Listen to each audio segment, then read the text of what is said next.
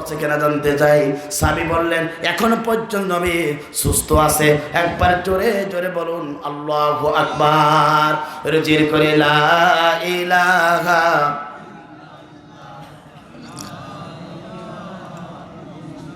লা ইলাহা সুবহানাল্লাহ আলহামদুলিল্লাহ লা ইলাহা।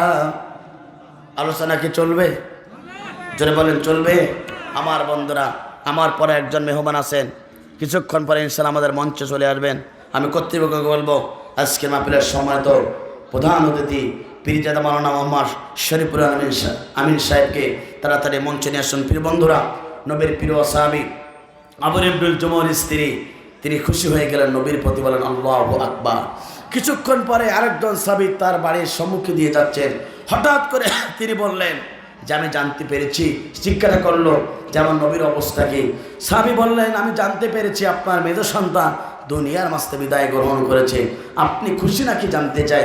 বলেন আমি খুশি কিনা বলতে পারবো না, তো তোমার কাছে জানতে চাই আমার নবী সুস্থ আছে কিনা। সঙ্গে সঙ্গে বলেন আপনার সন্তান শহীদ হয়েছে কিন্তু নবী এখন পর্যন্ত সুস্থ আছে। চিৎকার করে বলেন আল্লাহু আকবার। আমার বন্ধুরা, কিছুক্ষণ পর একজন সাহাবী ওই নবীর স্ত্রী আপনার আমর ইবনুল জুমুর স্ত্রীর বাড়ির সম্মুখে দিয়ে যাচ্ছেন। হঠাৎ করে তিনি বললেন যে আমি জানতে পেরেছি আপনার স্বামী দুনিয়ার মাঝে বিদায় গ্রহণ করেছে। দীপ্ত কণ্ঠে আমার বন্ধুরা নবীর আমর ইবনুল জুমুর স্ত্রী বললেন আমার স্বামী শহীদ হিসাবে আমার স্বামী শহীদ হিসাবে আল্লাহর দরবারে চলে গেছে। আমি অখুশি নাই, একটি বারের জন্য জানতে চাই আমার নবী সুস্থ আছে কিনা। আমার বন্ধুরা, তার স্ত্রী এতটাই খুশি ছিল যে তার সন্তান মারা গিয়েছে, শহীদ হয়েছে। দুইজন সন্তান, একজন স্ত্রী। অখুশি হলেন না, খুশি হলেন এই কারণে যে তার স্ত্রী স্বামীর প্রতি এতটাই খুশি হলেন, সন্তানদের বলি যে তিনি হলেন শহীদদের স্ত্রী এবং শহীদদের মা। চিৎকার করে বলেন আল্লাহু আকবার। আমর ইবনুল জুমুর লাশ রসুলের ইমামতিতে লাশগুলো দাফন কার্য শেষ হয়ে গেল। সকল ব্যক্তি চলে গেল। বিশ্বনবী কবরের পাশে থাকলেন। সমস্ত সাহাবায়ে কেরামদেরকে লক্ষ্য করে বললেন ও আমার প্রিয়তম সাহাবীগণ, আমার কাছ থেকে দিনের দাওয়াত চলে গিয়েছিল। আমর ইবনুল সন্তান, তিনটা সন্তান ইসলাম কবুল করেছিল, কালেমা গ্রহণ করেছিল। সেই পর্যন্ত শেষ পর্যন্ত তিনি ইসলাম কবুল করলো, কালেমা গ্রহণ করলো, নবীর কাছ থেকে দোয়া নিল, সুপারিশ পেল, চলে আসলো জিহাদের ময়দানে, জীবনটা উৎসর্গ করলো, নবীর পাশে ছিল। ও আমার সাহাবায়ে কেরামরা, তোমরা শুনে রাখো, তোমরা যদি জান্নাতি সাহাবী যদি দেখতে চাও, এই আমর ইবনুল জুমুর দুইটা সন্তান এবং আমর ইবনুল জুমুর হলেন জান্নাতি সাহাবী। চিৎকার করে বলেন আল্লাহু আকবার। আমার বন্ধুরা, তারা জান্নাত পেলে একটাই কারণে, কাফের প্রাথমিক যুগে তিনি ইসলাম কবুল করতে পারেন নাই, কালেমা গ্রহণ করতে পারেন নাই। পরবর্তী ইসলাম কবুল করলেন, কালেমা গ্রহণ করলেন, যতদিন বেঁচেছিলেন ইমানের পথে হকের পক্ষে ছিলেন। প্রিয় চৌগাছাবাসী, আপনাদেরকে বলতে চাই, আপনি কি এই জমিনে হকের পক্ষে, কালেমার পক্ষে জীবন চলে যাবে, ইমান ছাড়তে রাজি না? কারা কারা ইমানের পথে থাকতে চান? দুহাত তুলে আল্লাহকে দেখান। লিল্লাহে তাকবীর, লিল্লাহে তাকবীর। জীবন দেব কিন্তু ইমান দেব না, কাল্লা দেব কিন্তু ইমান ছাড়ব না। কারণ এই বাতিলের কাছে একজন মুসলমানের ইমানটা সবচেয়ে বড় অবদান। ও আমার চৌকিদারবাসী, আপনাকে বলতে চাই, দুনিয়ার কোটি কোটি সম্পদের টাকার চেয়ে একজন মানুষের কাছে ইমানটা আল্লাহ তাআলার কাছে সবচেয়ে বেশি। এই জন্য ইমান নিয়ে মৃত্যুবরণ করবে যারা, মৃত্যুর পরে জান্নাত পেয়ে যাবে তারা। 8টা কাজের প্রথম কাজ। দ্বিতীয় নম্বর হলো যারা এই দুনিয়াতে দুনিয়ার সমস্ত জীবন ব্যবস্থাকে ভুলে গিয়ে যারা এই দুনিয়াতে আল্লাহর জীবন ব্যবস্থা মতো যারা জীবন গড়তে পারবে, তাদেরকে ভালোবাসবেন তিনি কে? আল্লাহ পাক যাদেরকে ভালোবাসবেন তাদের স্থান জান্নাত না জাহান্নাম? জান্নাত। কথা বলুন ঠিক না বেঠিক? ইন্নাদ দীনা ইনদাল্লাহিল ইসলাম। আল্লাহ তাআলার কাছে একমাত্র শুধুমাত্র কেবলমাত্র পূর্ণাঙ্গ জীবন ব্যবস্থা আছে ইসলাম। Islam is the complete code of life. মুসলমানদের সবচেয়ে আমার বন্ধুরা পূর্ণাঙ্গ জীবন ব্যবস্থা আছে ইসলাম। মালিক ইয়াউমিদ্দিন, প্রতিফল দিবসের মালিক। আপনি যদি ইসলাম মোতাবেক জীবন করেন তাহলে দুনিয়াতেও শান্তি পাবেন, আখিরাতেও মুক্তি পাবেন। কিন্তু আপনি দুনিয়াতে মুসলমান পরিচয় দিয়ে আল্লাহর জীবন ব্যবস্থা ভুলে গিয়ে মানুষের তৈরি করে ইসলাম দিয়ে যে শান্তি পেতে চান, কিয়ামত পর্যন্ত সাধনা করলে আপনি কোনো শান্তি পাবেন না। আল্লাহ পাক বলছেন ওমাইয়াবতাগি গায়রাল ইসলামি দীনান ফালা ইকবালা মিনহু। ও ওয়া ফিল আখিরাতি মিনাল খাসিরিন। যারা আল্লাহর ইসলামকে বাদ দিয়ে, আল্লাহর জীবন ব্যবস্থাকে বাদ দিয়ে অন্য জীবন ব্যবস্থায় তারা শান্তি আনতে চায়, আল্লাহ পাক বলে শান্তিও পাবে না, মুক্তিও পাবে না, মৃত্যুর পরে তারা সবচেয়ে ক্ষতিগ্রস্ত হবে। এই জন্যে আল্লাহর জীবন ব্যবস্থা ইসলাম মানার দরকার আছে না নাই? এই জীবন ব্যবস্থা এই পৃথিবীতে প্রতিষ্ঠার জন্য আপনার আমার নবী, বিশ্ব নবী, আখিরি জামানার নবী, এই টার্গেট দিয়ে এই পৃথিবীতে আল্লাহ পাক তাকে প্রেরণ করেছিলেন। চিৎকার করে বলেন আল্লাহু আকবার।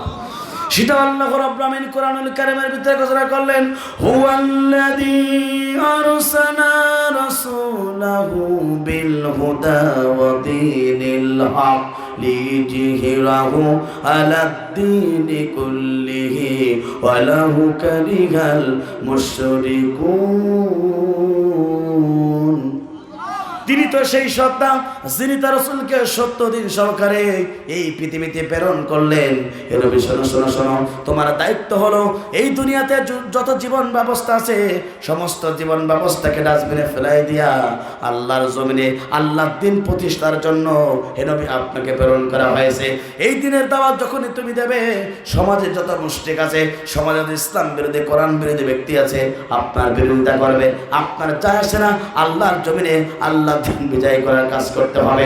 কথা বলুন ঠিক না বেঠিক? আমার বন্ধুরা, এই জন্য এই দিনের কাজ আপনাকে আমাকে করতে হবে, এই দিনের পক্ষে থাকতে হবে।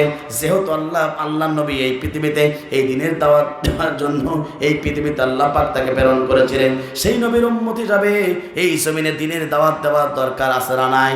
সুতরাং দুনিয়ার সমস্ত মতাদর্শকে ভুলে গিয়ে আল্লাহর জমিনে এই দিনের পক্ষে থাকতে চান কারা কারা?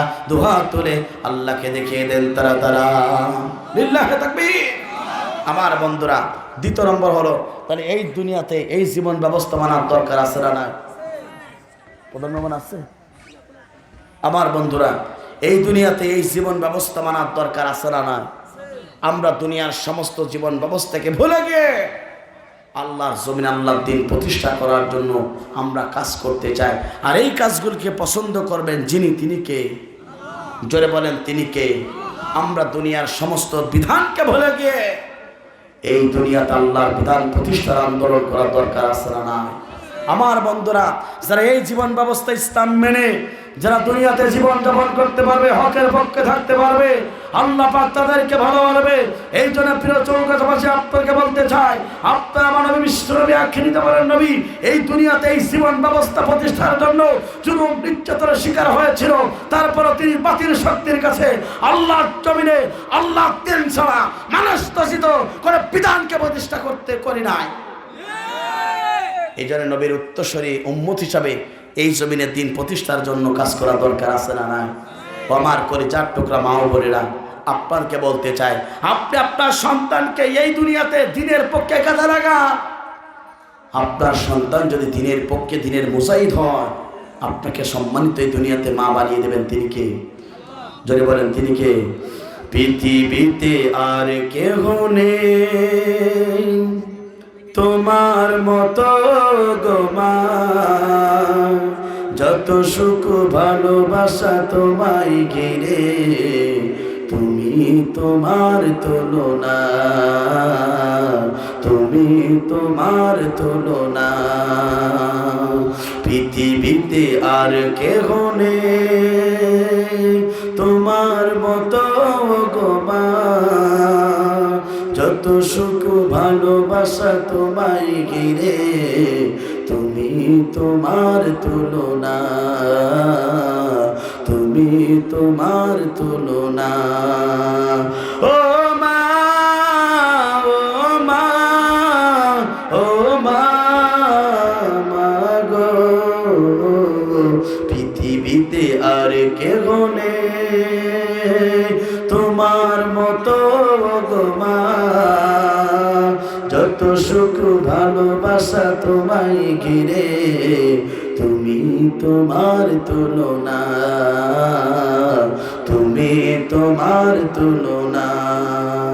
তুমি স্বপ্ন, তুমি গল্প মাগো, তুমি এক মুঠো ভালোবাসা আশা, তুমি হাসি তুমি কান্না মাগো, তুমি হৃদয়ের যত আশা, তুমি স্বপ্ন তুমি গল্প মাগো, তুমি এক মুঠো ভালোবাসা, তুমি হাসি তুমি কান্না মাগো, তুমি হৃদয়ের যত আশা, তোমার চলে লুকিয়ে আমি, তোমার চলে লুকিয়ে আমি, ভুলি সব দুঃখ যাতনা, তুমি তোমার তুলনা,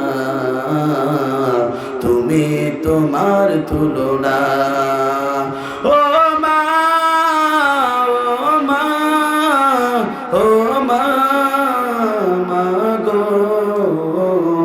পৃথিবীতে আর কেহ নেই তোমার মতো গো মা, যত সুখ ভালোবাসা তোমায় ঘিরে, তুমি তোমার তুলনা, তুমি তোমার তুলনা, তুমি আলো তুমি আশা, তুমি অপরূপ এক ভালোবাসা, তুমি কবিতা তুমি ছন্দ মাগো, তুমি জীবনের সব ভরসা, তুমি আলো তুমি আশা, তুমি অপরূপ এক ভালোবাসা, তুমি কবিতা তুমি ছন্দ মাগো, তুমি জীবনের সব ভরসা, তোমায় ছাড়া মা জীবন আমার, তোমায় ছাড়া মা জীবন আমার, দুঃখের এক ঠিকানা, তুমি তোমার ঠিকানা, তুমি তোমার ঠিকানা। ও মা, ও মা, ও মা, মা গো, পৃথিবীতে আর কেহ নেই তোমার মতো গো মা, যত সুখ ভালোবাসা তোমায় ঘিরে, তুমি তোমার তুলনা। কথা বলুন ঠিক না বেটি? মাকে ভালোবাসার দরকার আছে না নাই? মাকে ভালোবাসতে চান কারা কারা? দুহাত তোলা আল্লাহকে দেখা। যার মা নেই সেই তো দুনিয়ার সবচেয়ে বড় এতিম। কথা বলুন ঠিক না বেটি? যার মা নেই সেই তো দুনিয়ার সবচেয়ে বড় এতিম। কারণটা হচ্ছে পৃথিবীর বন্ধুরা, এই পৃথিবীর সবচেয়ে প্রত্যেকটা ব্যক্তির কাছে ভালোবাসার পাত্র হচ্ছে মা। কেননা সেই মা 10 মাস 10 দিন ধরে আপনাকে গর্ভধারণ করেছেন। কথা বলুন ঠিক না বেটি? যে মা 36টা নারী ছেড়ে 42টা মন দুধ পান করিয়ে 50 থেকে 58 মন পর্যন্ত আঘাতপ্রাপ্ত হয়ে যে মায়ের ওসিলাই করি এই পৃথিবীতে আসলাম, যে মা আপনাকে সুখে রাখার জন্য প্রচণ্ড শীতের ভিতরে ডান কাঁধে প্রসাব করে দিয়েছেন, মা আমার বাম কাঁধে রেখেছে। বাম কাঁধে প্রসাব করে দিয়েছে, মা আমার বুকের উপরে রেখেছে। বুকের উপরে প্রসাব করে দিয়েছে, মা আমার উত্তম জায়গায় রেখেছে। এই মা যার দুনিয়ার মাছ থেকে চলে গেছে সেই বোঝে মায়ের কি কষ্ট। দুনিয়াতে সব থেকে সব কিছু খুঁজে খুঁজে পাওয়া যায়, দুইটা জিনিসের অপন্য কিছুই করা যায় না, সেটা হচ্ছে তার বাবা আর তার মাকে আর খুঁজে খুঁজে পাওয়া যায় না। কবরের কাছে যান, মা বাবা বলে চিৎকার করে, একটি বারের জন্য মাকে আর ডাক শোনে? জোরে বলেন ডাক শোনে? আমার বন্ধুরা, এই জন্য মায়ের জন্য দোয়া করতে হবে সারাক্ষণ। প্রতি 5 ওয়াক্ত নামাজ পড়ে আল্লাহর কাছে দোয়া করুন, রব্বির হামহুমা কামা রব্বায়ানি সগীরা। হে আল্লাহ, আমাদের পিতামাতাকে যেমনিভাবে আমাদেরকে ছোটবেলা আমাদের পিতামাতা যেমনিভাবে আমাদেরকে লালন পালন করেছে, আল্লাহ তোমার কাছে দোয়া করি আমাদের পিতামাতাকে ঠিক তেমনিভাবে আল্লাহ কবরের ভিতরে লালন পালন করুন। কথা বলুন ঠিক না বেটি? আমার বন্ধুরা, মাকে কষ্ট দেওয়া যাবে না। মাকে যে কষ্ট দিয়েছে সেই দুনিয়াতে ধ্বংস হয়েছে, আর যে মা বাবার দোয়া নিয়েছে সেই তো দুনিয়ার সবচেয়ে শ্রেষ্ঠত্ব হয়েছে। আমার মা পর্যন্ত কথা বলতে পারে না সঠিকভাবে, আমার বাবা একই অবস্থা। আমি ছাত্র জীবনে এই চৌগাছা কামিল মাদ্রাসা থেকে আমি দাখিল আলেম শেষ করেছি।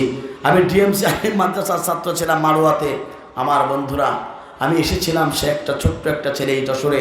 আজকে 18টা বছর ধরে এই যশোরে অতিক্রম করি। আমার মাকে সেইভাবে আমি আগে খেদমত করতে পারতাম না। এখন সব সময় বাবা এবং মাকে বলি, বাবা আর মা আপনারা আমার পাশে থাকুন। আমি বাবা আর মাকে যখন পাশে পেয়েছি, আমি তাদের যখন যতটুকু খেদমত করতে পেরেছি, আমি বাস্তব অভিজ্ঞতার আলোকে বলছি, ততটুকু আসমান থেকে আমার জন্য বরকত, রহমত এবং রিজিক বৃদ্ধি পেয়েছে। চিৎকার করে বল আল্লাহু আকবার। আমার বন্ধুরা, আপনি দুনিয়া কি হতে চান সেটার জন্য আপনি আপনার মায়ের কাছ থেকে দোয়া নিন। বিপদে বলেছেন মায়ের কাছ থেকে দোয়া নিন।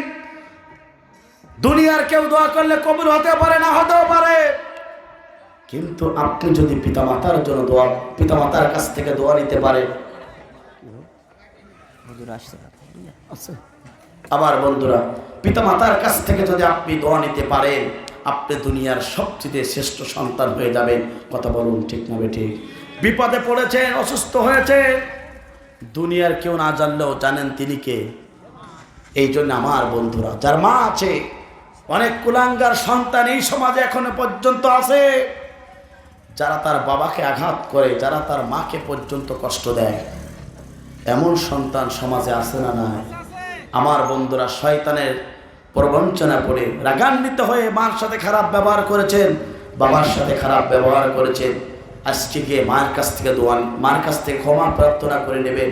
আপনার মা যেদিন চলে যাবে, দুনিয়াতে বসবেন মা মা বলে পাগল হয়ে যাবে, কেউ আপনার মায়ের ডাক শুনবে না। কথা বলুন, ঠিক না বেঠিক? পৃথিবীতে একটা দিন হারিয়ে গেলে আর কোনোদিন পাবেন না।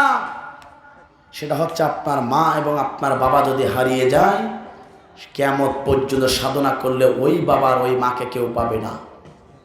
যে স্ত্রী কথা শুনে আপনি আপনার পিতার সাথে মাতার সাথে খারাপ আচরণ করেন, খারাপ ব্যবহার করেন, আমার বন্ধুরা, ওই স্ত্রী আপনাকে ছেড়ে চলে যেতে পারে, ওই শ্বশুর শাশুড়ি আপনাকে ছেড়ে চলে যেতে পারে, কিন্তু একটিবারের জন্য পরীক্ষা করলেন না, আপনার মা কোনোদিন আপনাকে ছেড়ে চলে যেতে পারে না। আমার বন্ধুরা, এই জন্য আপনাদের কাছে বলবো, আসুন না এমনটা আমরা সকলেই করি, আমি সকলে করি। আমরা আমাদের মার কাছ থেকে দোয়া নেব, আমরা আমাদের মাকে খেদমত করব। আপনি মনে করছেন মাকে মনে হয় কোটি টাকার বিল্ডিং বানিয়ে দিলে আমার মা মনে খেদমত হবে। বাবা, আপনি চলে যাবেন চৌগাছার বাজারে, 5 টাকার একটা বিস্কিট কিনবেন, ওটা মায়ের জন্য দিয়ে দেবেন। আপনার মাকে বলবেন, মা এ আপনার জন্য দিলাম, একটু আপনি আমার জন্য দোয়া করবেন। আপনার মা দোয়া করবে, 100% কবুল করবেন তিনি কে? আমার বন্ধুরা, লক্ষ্য করুন, পিতামাতার দোয়া আপনাকে নিতেই হবে, কেননা পিতামাতার দোয়া 100% কবুল হয়ে যায়। কেমন কবুল হয় একটু লক্ষ্য করুন। এই জামানার একজন নবী ছিল, নাম তার ছিল মুসা আলাইহিস সালাতু ওয়াস সালাম। আমার বন্ধুরা, মুসা আলাইহিস সালাতু ওয়াস সালাম আল্লাহর কাছে বলেন, আল্লাহ আমি যদি জান্নাতে যাই, তাহলে আমার সাথে সাথী হিসাবে কে থাকবে আপনার কাছ থেকে জানতে চাই। সঙ্গে সঙ্গে আল্লাহ রাব্বুল আলামিন মুসা আলাইহিস সালাতু ওয়াস সালামকে বললেন, ও মুসা, শুনে রাখো, তুমি যদি জান্নাতে যাও, তাহলে তোমার সাথে থাকবে তোমার জামানার একজন কসাই। একবার জোরে জোরে বলেন আল্লাহু আকবার। মুসা আলাইহিস সালাতু ওয়াস সালাম বললেন, এত মানুষ থাকতে আমার সাথে একজন কসাই থাকবে, কারণটা কি? সঙ্গে সঙ্গে আল্লাহ রাব্বুল আলামিন বললেন, ও মুসা, শুনে রাখো, ওই জামানার কসাই তো এমন একটা আমল করে, যে আমলটা করার কারণে তুমি একজন নবী তোমার সাথে জান্নাতে থাকবে। আমার বন্ধুরা, এবার মুসা আলাইহিস সালাতু ওয়াস সালাম খুঁজতে খুঁজতে সে কসাইয়ের সন্ধান পেয়ে গেল। আমার বন্ধুরা, নিজের পরিচয়কে গোপন রেখে ওই কসাইয়ের বাড়ির দিকে চলে গেল। সেই কসাইয়ের বাড়ি থেকে যাওয়ার পরে বললেন, আমার পরিচয়, মুসা আলাইহিস সালাতু ওয়াস সালাম পরিচয়টা গোপন রেখে বললেন, আমি তোমাদের বাড়ি একটু মেহমান হতে চাই। মেহমান হলেন, একটা জায়গাতে তাকে, একটা কামরাতে তাকে পরিবেশ করে বসার জন্য সুযোগ করে দিলেন। আমার বন্ধুরা, এবার আমার বন্ধুরা, মুসা আলাইহিস সালাতু ওয়াস সালাম সেই বাড়িতে দেখলেন, সবকিছু অবলোকন করলেন, দেখলেন। হঠাৎ করে তিনি দেখলেন যে ওই কসাইটা সন্ধ্যার সময় অত্যাধিক মুহূর্তে দুপুরের পরপরই তিনি বাড়ি চলে আসছেন। একটা পট্টা নিয়ে আসলেন, স্ত্রীর কাছে উঠিয়ে দিলেন। স্ত্রী সেটাকে খুললেন, দেখলেন তাতে কিছু গোশ, এটা রান্না করলো।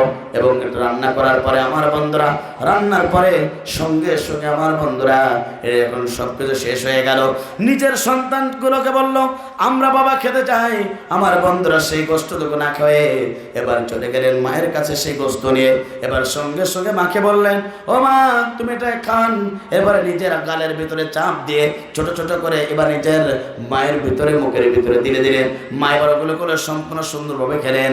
দুহাত্রে এবার আল্লাহর কাছে দোয়া করে, আল্লাহ আল্লাহ আপনি আমার সন্তানকে এই জামানার নবী মুসার সাথে জান্নাতে রাখবেন। একবার জোরে জোরে বলেন আল্লাহু আকবার, লিল্লাহি তাকবীর, লিল্লাহি